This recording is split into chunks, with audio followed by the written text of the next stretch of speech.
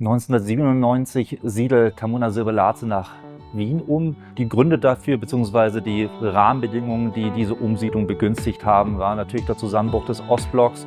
Das ist eine sehr wichtige Zeit für sie gewesen, für Tamuna Sirveladze, diese Anfangszeit, weil sie sich hier, muss man tatsächlich so sagen, fast komplett neu erfunden hat.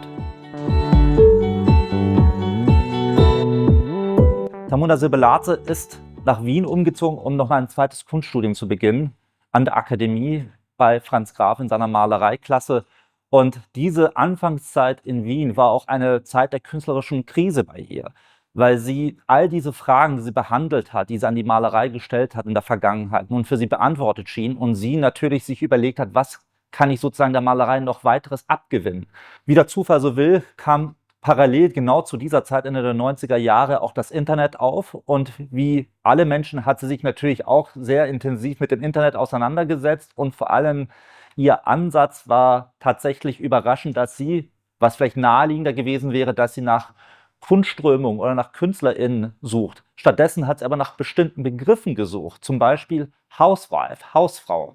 Sie hat nach Begriffen gesucht und geschaut, was das Internet für sie für Bilder bereithält. Und oftmals waren das sehr stereotype Bilder, wie jetzt in diesem Fall stereotype Bilder von Frauen am Herd, am Küchenherd.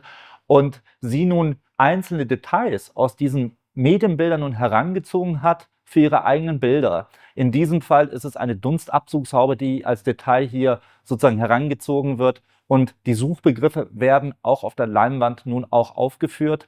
Was frappierend ist, wenn wir diese Bilder vergleichen mit ihrem Frühwerk, ist, dass wir nun einen ganz anderen Malereistil haben. Die Künstlerin versucht sich sozusagen von diesem Korsett zu befreien, von diesem akademischen Korsett, das man Malerei nur als Handwerk versteht, sondern dass sie nun versucht, gezielt schlecht zu malen, in Anführungsstrichen, also Stichwort Bad Painting. Unter diesem kunsthistorischen Begriff wird deutlich, dass es eben nicht darum geht, dass man seine malerische Klasse behandelt, sondern dass es stärker um die Themen geht, die die Maler und Malerinnen nun behandeln möchten.